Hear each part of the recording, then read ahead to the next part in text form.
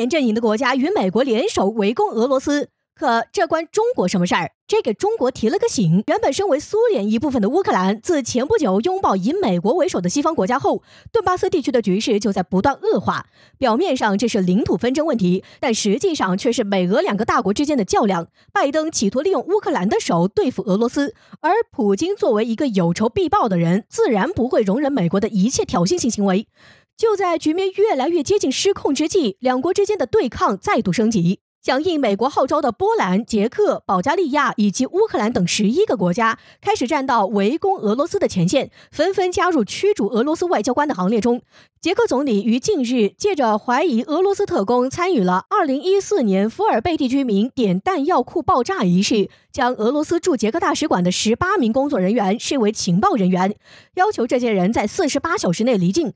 不仅如此，捷克方面还对2名俄罗斯公民发出了通缉令。在美国外交官遭到驱逐后，捷克对俄罗斯在外交领域发起猛攻，而这仅仅只是其中之一。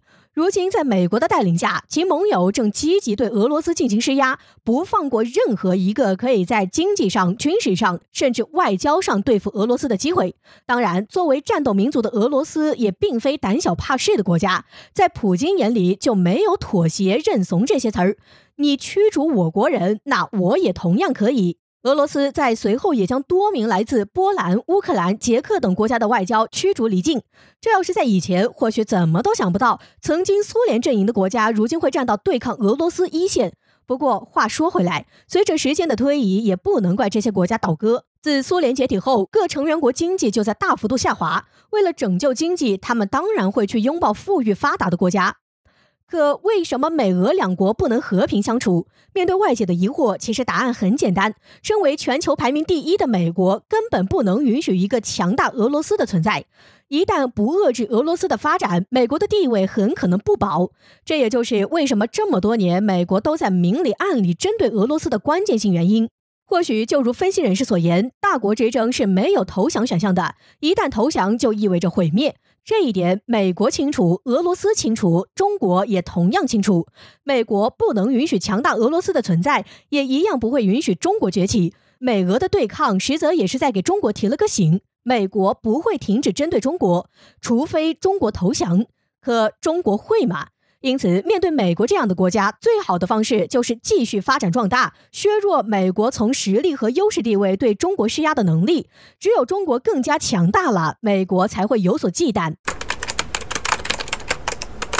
不惹怒俄罗斯不罢休，乌克兰、捷克接连向俄罗斯出手，不料拜登竟选择沉默，态度大变的背后原因令人意外。21号，乌克兰总统泽连斯基签署了一项法令，允许在特殊时期不宣布动员的情况下，征召预备人员服兵役，以为乌克兰武装部队提供兵源。这也就意味着，一旦乌克兰爆发战争，该国军队可以迅速扩员，提升战备能力。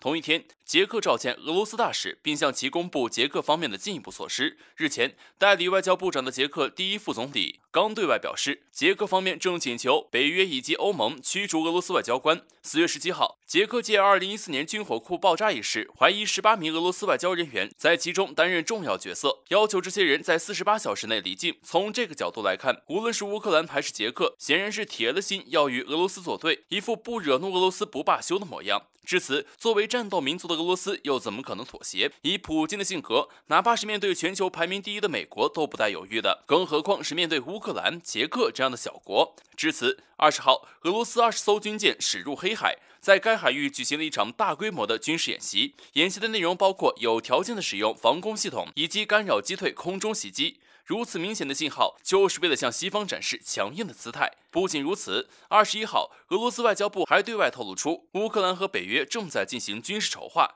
对此，俄罗斯方面在呼吁乌克兰保持克制的同时，也在传递俄罗斯不会坐以待毙的态度。事实上，乌克兰、捷克如今一系列的举动，不难看出是为了向美国示好，为了美国与俄罗斯对抗。但随着事情的发生，美国为何到现在一点表示都没有？上一次就俄乌问题驱逐俄罗斯10名外交官还是上周的事情，现在拜登态度怎么说变就变了？先是取消了派军舰进入黑海的计划，被外界猜测是怕与俄罗斯发生冲突，现在又对乌克兰、捷克两国的反击毫无反应。拜登沉默的原因是什么？分析认为，俄罗斯的强硬反击提醒了拜登，一旦把普京逼急了，下场必定是两败俱伤。再者，弗洛伊德案审判结果在20号已经正式出炉，倘若民众对结果不满意，新一轮的暴力示威很可能无法避免。至此，拜登才会选择暂时沉默，没有对俄罗斯进一步围堵。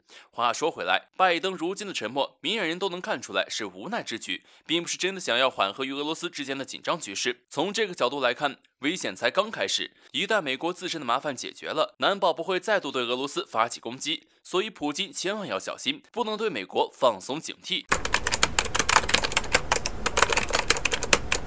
敢对俄罗斯动刀子，捷克似乎已有后悔，但普京这做法解气，这是杀鸡儆猴。根据媒体报道，俄罗斯外交部发言人表示，俄罗斯针对之前捷克采取的行动进行了反制，当天就有20名捷克外交官离开俄罗斯，这是捷克应该付出的代价。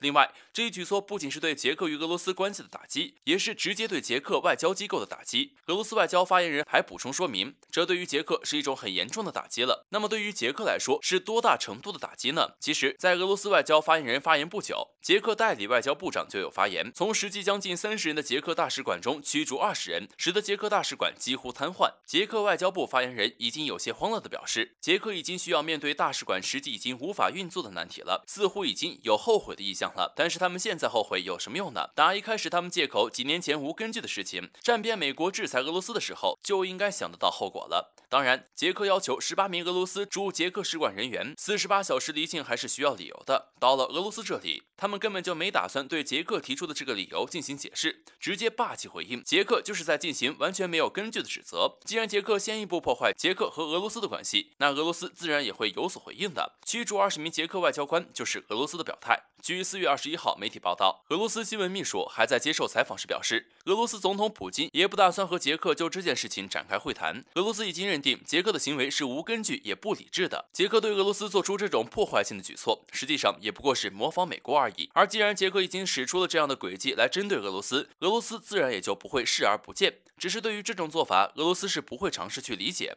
也不会分析的，只需要采取报复，让捷克搞明白破坏两国关系需要承担的后果就行了。俄罗斯的这一举措也可以算是杀鸡儆猴了。说来也是，捷克这样一个小国，竟然也敢对俄罗斯动刀子。这些小国被美国笼络着，对俄罗斯群起攻之，看起来是气势磅礴，但是他们的实力根本就不能硬刚俄罗斯。或许对上美国，俄罗斯还会有所顾忌，但是像捷克这样的国家也想要强压俄罗斯一头，俄罗斯确实可以像他们回应的那样，连做法都不去分析，直接行动，也不会再来和你商量。普京这种做法倒是解气得很。